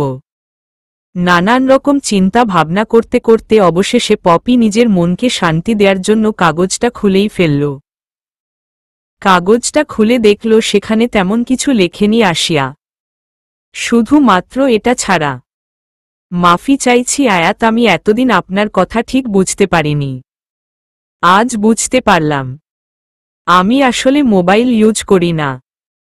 এখন পপি কাগজটা হাতে নিয়ে একবার ভাবল এটা সোজা আসিফের হাতে গিয়ে ধরিয়ে দিয়ে বলবে, আমাকে অপমান করেছ, বিশ্বাস করনি। বোনকে এত বিশ্বাস যেহেতু, তাহলে এটা খুলে দেখো। আবার মনে মনে চিন্তা করল না না, এটা করা ঠিক হবে না। আসিয়া আমার ছোটবেলার বান্ধবী, আর কত বিশ্বাসের সাথে আমাকে এখানে পাঠিয়েছে কাগজটা তুলতে। এমন সব চিন্তার মাঝে তুফানের মতো আরাহাম এসে পপির হাত থেকে কাগজটা নিয়ে নিল। পপি ভয় পেয়ে গেল, এটা মনে করে যে কে ওর হাত থেকে কাগজটা টানল। ভীতু চোখে ভয়ে ভয়ে পিছনের দিকে তাকাল। ও তুমি? হাফ ছেড়ে। পপি: জি আমি। আর এটা আমার জিনিস, তাই জিজ্ঞেস না করেই নিয়ে নিলাম, বলে চলেই যাচ্ছিল তখনই আরাহাম: আয়াত দ্বারাও কথা আছে তোমার সাথে। পপি। আরাহাম এক ভ্রু উঁচু করে পপির দিকে তাকিয়ে: আয়াত বলে আমাকে শুধু আমার ভালোবাসার মানুষটি ডাকে। সো আপনি আরাহাম বলে ডাকলে খুশি হব? মনে মনে শাকচুন্নি মেয়ে একটা। তুই কি মনে করেছিস আমি কিছু বুঝি না? কতই না চেষ্টা করেছে আমার আসিয়া দূরে নিয়ে যাওয়ার আমার ভালোবাসা থেকে। কত রিকোয়েস্ট করছি আমি এই মেয়েকে। যাতে আমার আশিয়াকে একটু বুঝাতে সাহায্য করে। কি কথা বলবেন তাড়াতাড়ি বলেন, আমার সময় নেই। আরাহাম: ও, আসলে আমি তোমার নামটা ভুলে গেছিলাম। আশিয়ার মুখে সারাক্ষণ আয়াত শুনে এটাই মনে ঘর করে গেছে। আমি আসলে তোমাকে সরি বলতে চাই, Popy. Sorry for what, Araham? আমি আসলে তোমাকে ভুল বুঝেছিলাম, তাই সেদিন তোমাকে কি সব বলেছি, পপি। ও, তাহলে আপনি সেদিনের জন্য সরি ফিল করছেন। আর আমি ভাবছি আজকে যে কাজটা করতে যাচ্ছিলেন তার জন্য সরি ফিল করছেন বলে আবার চলে যাবে। এবার পপি আরাহামের সামনে গিয়ে দাঁড়ালো। আরাহাম: আরাহাম, আমাকে কি মাফ করা যায় না? পপি: আমার কাছে মাফ পাওয়ার জন্য এত ব্যাকুল হওয়ার কারণটা কি? যাই হোক, আমি এসব মনে রাখিনি। যখন যা ঘটে যায় আমি সেটা সেখানেই ছেড়ে দেই। আশিয়াকে এসব বলতে তো আমার খুব ইচ্ছে করছে, কিন্তু কেন বলবো না জানেন? ও কষ্ট পাবে। যাকে ও বন্ধু ভাবে সে কিনা শত্রু হল। আশিয়ার মতো এতটা পবিত্র মনের মেয়ে আমি আমার লাইফে কখনো দেখিনি, সত্যি। আজ আমি ছাদ থেকে চলেই যাচ্ছি, তখন হঠাৎ আপনাকে দেখলাম। আমি আপনাকে সব বুঝিয়ে বলবো তার আগেই আপনি নিচে চলে গেলেন। তারপর ফিরে এলেন আশিয়ার ভাইকে নিয়ে। এটা একটু আজীব লাগছে আমার। আশিয়ার মতো মেয়েকে বিপদে ফেলা যায়? যাই হোক, আমি আর কোনো কথা শুনতেও চাই না, আর বলতেও চাই না। আমি চাই না আপনার সাথে কেউ আমাকে দেখুক। আরাহাম: সরি, পপি। আরাহাম আর পিছনে তাকালই না, সোজা বাড়ির ভিতরে চলে গেল। আশিয়া ততক্ষণ নিচে এসে সানায়া আর বাকি সবার সাথে কথা বলছে, কিন্তু মনে একটাই সংশয়, পপি কি ওর লেখা কাগজটা আয়াতকে দিতে পারছে? ওর চোখ শুধু পপিকেই খুঁজতেছে। পপি মুখ ভার করে বাড়ির ভিতরে এসে ঢুকল।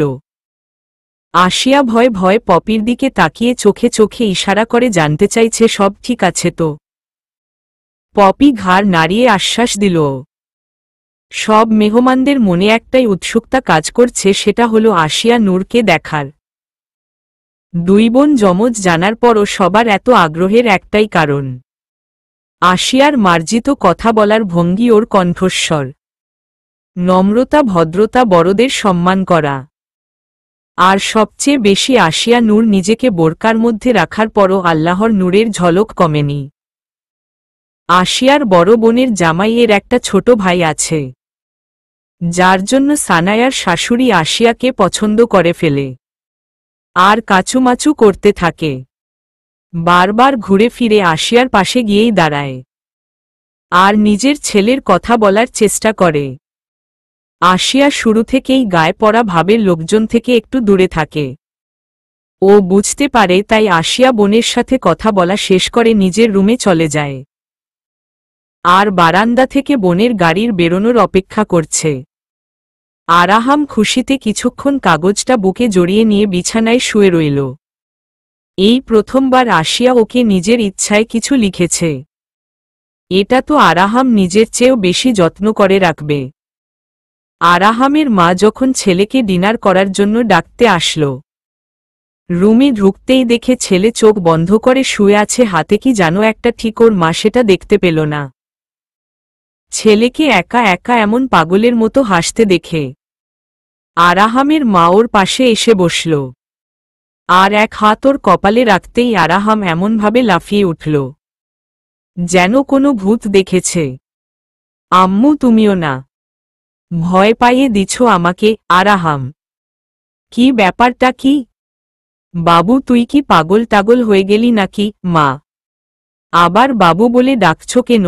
গাল ফুলিয়ে আরাহাম: ও এখন বাবু বলার মানুষ চলে আসছে লাইফে, এখন আর আমি বললে ভালো লাগবে না তোর?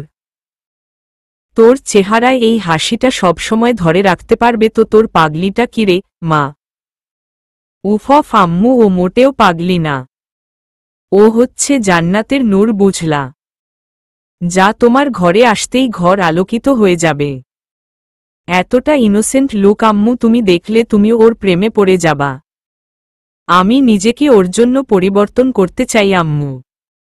কিন্তু কিভাবে করব সেটাই বুঝতে পারছি না। আরাহাম, কেন তুই নিজেকে চেঞ্জ করবি কারো জন্য? আমার ছেলে সবচেয়ে বেস্ট হু, মা। তুমি তো বলবাই, কারণ তুমি আমার আম্মু। আম্মু আশিয়াকে আমি কোনো কারণেই হারাতে পারবো না।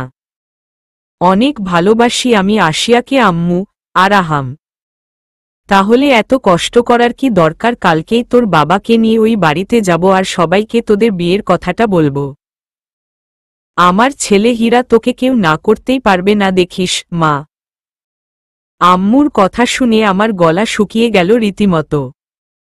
আম্মু তো দেখছি আমার কাহিনী শুরু হওয়ার আগেই দি এন্ড করে দিবে। আরাহাম, এটা হতে দেয়া যাবে না। আরাহাম মার হাত ধরে মার কোলে মাথা রেখে শুয়ে পড়ল আর খুবই শান্তভাবে আশিয়া সম্পর্কে সবকিছু মাকে বুঝিয়ে বলতে শুরু করল। আম্মু প্লিজ, এখন তোমরা ভুলেও এই কাজটা করো না। আশিয়ার পিছন পিছন ঘুরে আজকে মাত্র আমি ওর কাছ থেকে ভালোবাসার স্বীকৃতিটা পেয়েছি, তাও মুখে কিছুই বলেনি। আরাহাম, তাহলে তুই বুঝলি কি করে যে ওই মেয়ে তোকে ভালোবাসে? মা, বাস মনের কানেকশন থাকলে সব বোঝা যায়। আমি ঠিক সময়ের জন্য অপেক্ষা করব। যেদিন আশিয়া আমাকে বলবে আমি তোমাদের নিয়ে ওদের বাড়িতে যেতে পারি, কোনো সমস্যা নাই, আমি সেই দিনটা পর্যন্ত অপেক্ষা করব। মার সাথে কথা বলছে আর বারবার হাতের কাগজটার দিকে তাকাচ্ছে। আরাহামের হাবভাব ওর মা বুঝতে পেরে ছেলের মাথার চুলগুলো নেড়ে দিয়ে ওর রুমে থেকে চলে গেল। আরাহামের মা রুম থেকে বেরিয়ে যাওয়ার সাথে সাথেই আরাহাম কাগজটা খুলল। আশিয়া লেখা পড়ে ও খুব টেনশনে পড়ে গেল।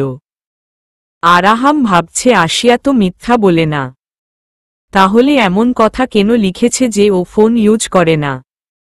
দুদিন আগেই তো আশিয়া আমার সাথে কথা বলল, তাহলে কি আশিয়ার বড় বোন যার আজ বিয়ে হচ্ছে সে আমার সাথে এমন মজা করল?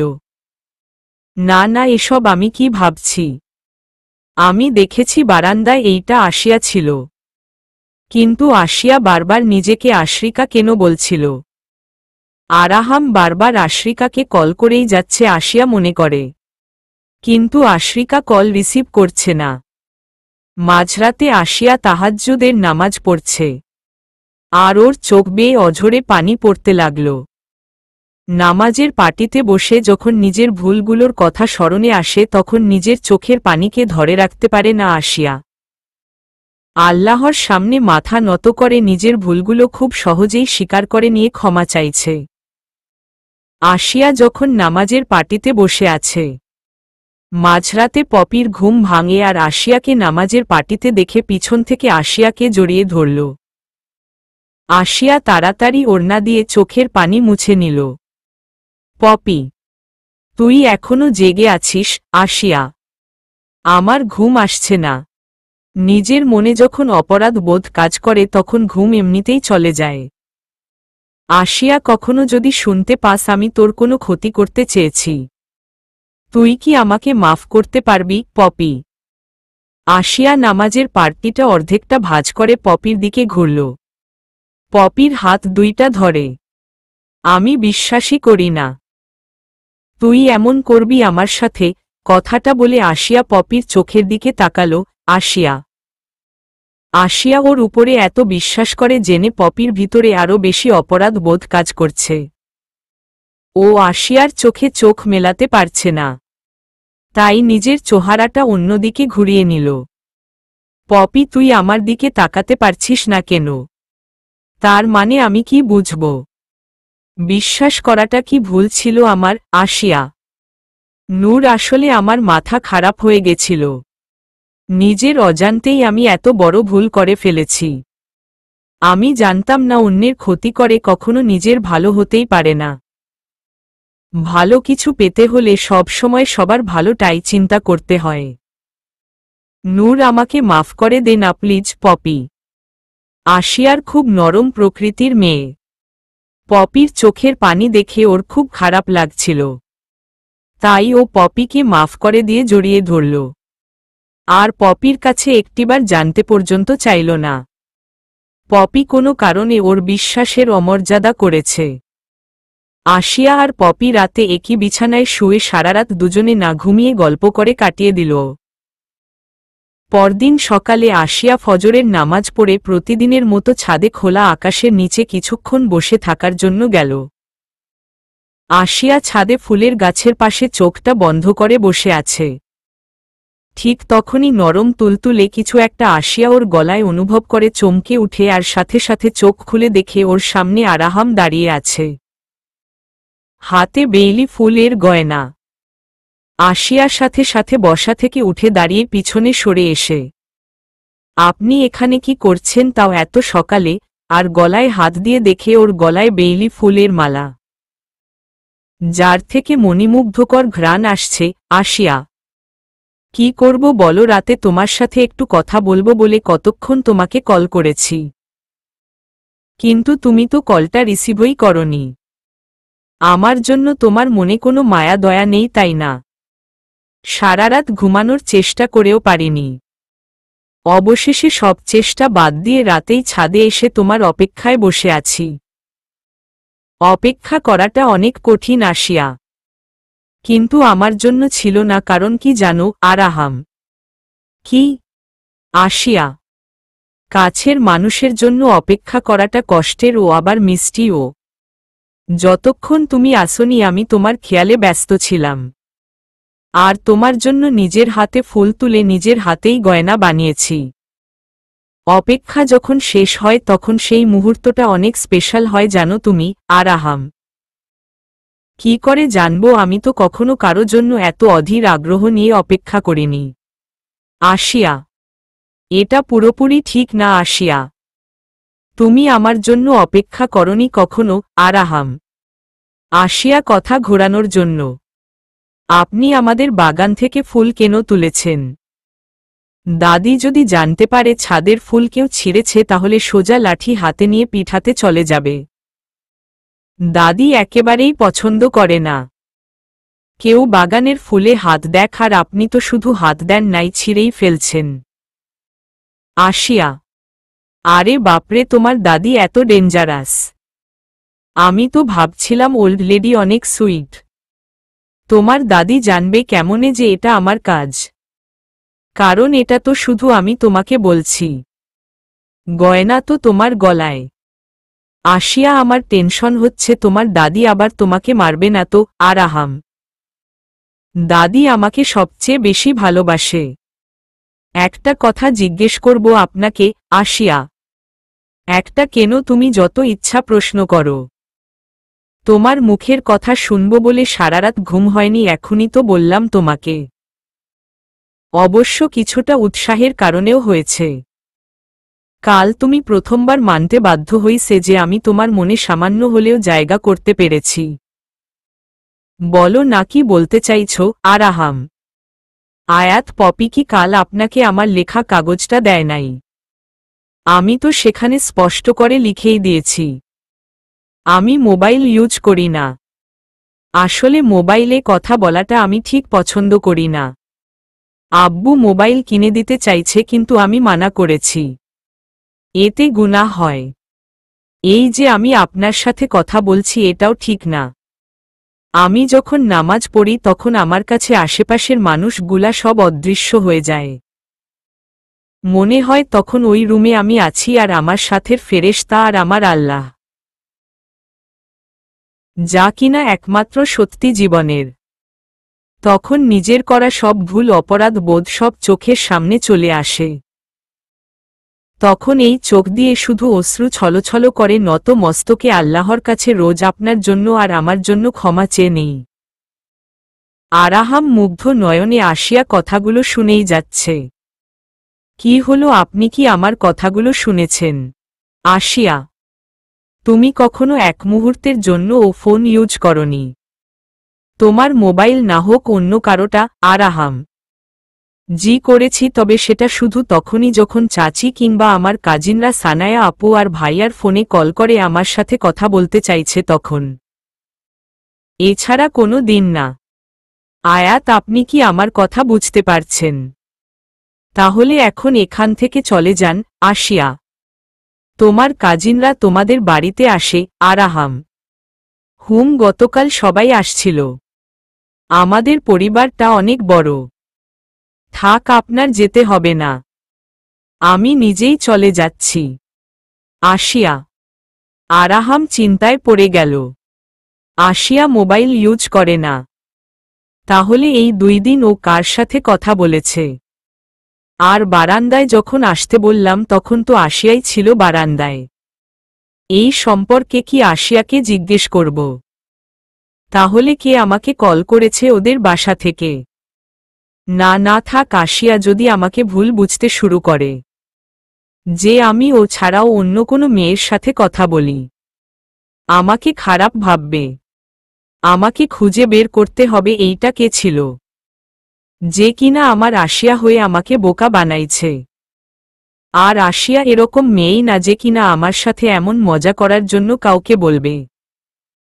ওই পপি দুষ্ট মেয়েটার কাজ না তো এসব আবার।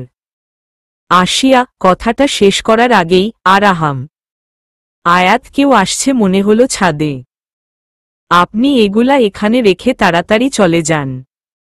আসিয়া: সিঁড়ি থেকেই আসিয়া মা নূর নূর বলে ডাকতে ডাকতে আসল। ছাদে এসে আসিয়া ফুলের মালা হাতে নিয়ে বসে আছে একা। একই গাছ থেকে ফুলগুলো কেন ছিঁড়লি? তোর দাদি এখন সবার সাথে চিল্লাচিল্লি করবে। মা: আমি ছিঁড়ি নাই তো মা, রাতে অনেক বাতাসে পড়ে গেছে ফুলগুলো, তাই আমি তুলে মালা করেছি। এই তো এখন নিচেই আসছিলাম আমি। তুমি কেন ডাকছিলে আমাকে? আসিয়া: ওই একটা কথা ছিল তো, তাই আর কি। মা: কি কথা মা? তোমার মুখটা এত চিন্তিত দেখাচ্ছে কেন? আসিয়া: ওই তোর সানায়া আপু কল করেছিল। তোর বাবাকে কল করে মা। আপু কল করেছে, তাও এত সকালে। কোনো সমস্যা? আসিয়া: সমস্যা কিছুই না, যদি তুই আর আসিফ ঠিক থাকিস তো। মা: মানে কি বলছো তুমি মা? আমি তো তোমার কথার কিছুই বুঝতেছি না। আমি আর ভাইয়া ঠিক থাকলে মানে? আপুর কল করার সাথে আমার আর ভাইয়ার সম্পর্কটা কি? আসিয়া: ওরা কাল সানায়াকে ওই বাড়িতে নিয়ে তোর কথা বলেছে, সানায়াকে ওর দেবরের জন্য। যেই একথা সানায়া তোর বাবাকে কল করে বলছে, তোর বাবা সানায়াকে ধমক দিয়ে বসছে। আর আসিফ তো পুরাই রাগ, কিভাবে তারা এমন চিন্তা করল? কেউ একটা বার এটা ভাবল না এমন করলে ওই বাড়িতে ওরা সানায়ার সাথে খারাপ আচরণ করবে না? মা: তারা আমার কথা কি বলছে? তাদের ছেলের সাথে বিয়ের কথা। এটা কি করে সম্ভব মা? তারা তো আমাকে দেখেও নাই। আসিয়া: আশ্রিকা আর তুই তো দেখতে একই রকম। আশ্রিকাকে তো দেখছে ওরা। আমি তোর বাবা আর আসিফকে অনেক বুঝানোর চেষ্টা করছি, কেউ কোনো কথা শুনে না আমার। এখন নাস্তা করার সময় তোকে কেউ কিছু জিজ্ঞেস করলে তুই না করিস না। সানায়ার কথা চিন্তা করে হলেও রাজি হয়ে যা মা। মার মুখে এমন কিছু জীবনে শুনতে হবে সেটা আমি ভাবতেও পারিনি। এসব শুনে আমার আর কোনো কথা বলার ইচ্ছাই হলো না মার সাথে। আমি সারা জীবন এমনভাবে জীবন কাটাতে পারবো খুশি খুশি, কিন্তু আয়াত ছাড়া কাউকে আমার আশপাশে এক মুহূর্তের জন্য হলেও মেনে নিতে পারবো না। এমন কথা ভাবলেও এখন পাপ মনে হয়। মা তো জানে আমি কেমন। শত কষ্ট হলেও নিজের কষ্টটা কাউকে দেখাতে পারি না। সব জেনেও এমন করার কথা মা চিন্তা করতে পারল? মা এখন শুধু আপুকে নিয়ে ভাবছে। তাই আর কোনো কথা না বলে আমি চুপচাপ ছাদ থেকে নেমে গেলাম। নিচে গিয়ে সবার সাথে নাস্তা করতে বসলাম। সাথে পপিও ছিল। ভাবছিলাম নাস্তা করে পপির সাথে কলেজের জন্য বেরিয়ে যাব। আমি মাথা নিচু করে নাস্তা করছি। তার মধ্যে ভাইয়া বলে উঠল, বাবা সানায়াকে তুমি এক্ষুনি কল করে না করে দাও। আসিফ। ভাইয়ার কথা শুনে সবাই হা করে তাকিয়ে আছে ভাইয়ার দিকে। মনে মনে আমার খুব খুশি লাগছে। এটা ভেবে যে কারণেই হোক আমার লাইফে এত কঠিন সময়টা কেটে যাক। ভাইয়ার জন্য মন থেকে দোয়া আসছে এই মুহূর্তে আমার। এমনিতে তো আমি প্রতিদিন সবার জন্যই আল্লাহর কাছে দোয়া কামনা করি, কিন্তু এই সময়ে মন থেকে অটোমেটিক ভাইয়ার জন্য দোয়া করলাম নাস্তার প্লেটটা সামনে রেখে। এখন আমার বিশ্বাস আর ভালোবাসা আমার আল্লাহর প্রতি আরও দৃঢ় হয়ে গেল। আল্লাহ আমার আর আয়াতের সাথে আছে বলে মনে হতে লাগল। সবাই হাঁ করে একজন আরেকজনের দিকে তাকাতাকি করছে। হঠাৎ সবার মাঝখান থেকে মা বসা থেকে উঠে দাঁড়িয়ে গেল। রুম থেকে চলে যাওয়ার জন্য সাথে সাথে মা কান্নাও করছে। এসব নিজের চোখের সামনে দেখতে কতটা যে কষ্টকর আমার জন্য সেটা আমার আল্লাহ পাক ভালো জানে। ভাইয়া মার হাত ধরে মাকে থামিয়ে দিল আর ভাইয়ার সামনে বসিয়ে, কি হয়েছে মা, তুমি হঠাৎ কাঁদতে শুরু করে দিল কেন? আমি কি তোমার মনে কষ্ট পাওয়ার মতো কোনো কথা বলেছি? যদি এমন হয়ে থাকে তাহলে সবার সামনে আমাকে বলো। আমার ভুল হলে আমাকে মারো, মুখ দিয়ে একটা শব্দও করব না। কিন্তু মা, তুমি যা চাইছো এটা আমি হতে দিব না। নূর আমার কলিজার টুকরা বোন, যার তার হাতে তো আমি ওকে তুলে দিতে দিব না কাউকে। আসিফ, আল্লাহ কুরআনে খুব স্পষ্ট ভাষায় বলেছেন, মার মনে কষ্ট দিল সে ব্যক্তি কোনো দিন জান্নাতে যাবে না। আমার জন্য মা কষ্ট পাবে এটা আমি মেনে নিতে পারব না। মা, তুমি এভাবে কান্না করলে তো আল্লাহর কাছে আমরা গুনাহগার হয়ে যাব। তুমি যা বলবা আমি সেটাই। কথা শেষ করার আগেই আসিয়া, নূর তুমি কোনো কথা বলো না। আমি আসিফের কাছে জানতে চাই ও কেন এই বিয়েতে রাজি না। কারণ তা তো জানতে হবে। যদি আসিফের যুক্তি ঠিক হয় তাহলে আমিও আসিফের সাথে আছি। বাবা, বাবার কথা শুনে আমি চুপ হয়ে গেলাম আর পপিকে চোখ দিয়ে ইশারা করে বললাম তাড়াতাড়ি এখান থেকে ওঠার জন্য। আমি নিজেও এখন এখানে থাকতে চাচ্ছি না, কারণ মার চোখে পানি আমি দেখতে পারবো না। আর এসবের মধ্যে যদি আমি এমন কিছু বলে ফেলি যার কারণে এমনটা হতে পারে, আমি আমার আয়াতকে হারিয়ে ফেলতে পারি। এর চেয়ে ভালো আমার এখানে না থাকা। ভাইয়া সবটা ম্যানেজ করেই নেবে। আমার মন বলছে। আমি চলে যাওয়ার জন্য উঠে দাঁড়ালাম। তখনই, নূর তুমি কোথায় যাচ্ছ? এখানে আলোচনাটা তোমাকে নিয়ে হচ্ছে, তোমার জানা দরকার। বাবা, ধুর, তোমরা কি বলতে চাইছো কেউ কিছু পরিষ্কারভাবে বলছো না। আমি চললাম, এইসব বোরিং ব্যাপার সেপার আমার জন্য তৈরি হয়নি।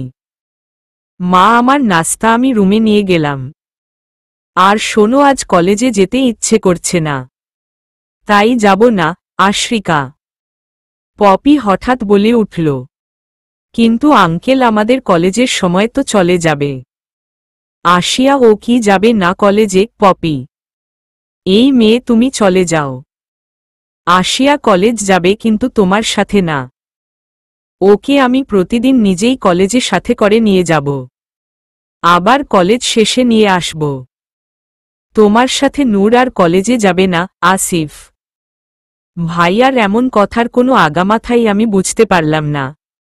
হঠাৎ ভাইয়া এমন সিদ্ধান্ত কেন নিল? আসিফ, তুমি এসব কথা বাদ দাও, আগে আমাকে আমার প্রশ্নের উত্তরটা দাও। কেন তোমার মা সানায়াকে এই বিয়ের ব্যাপারে মানা করবে?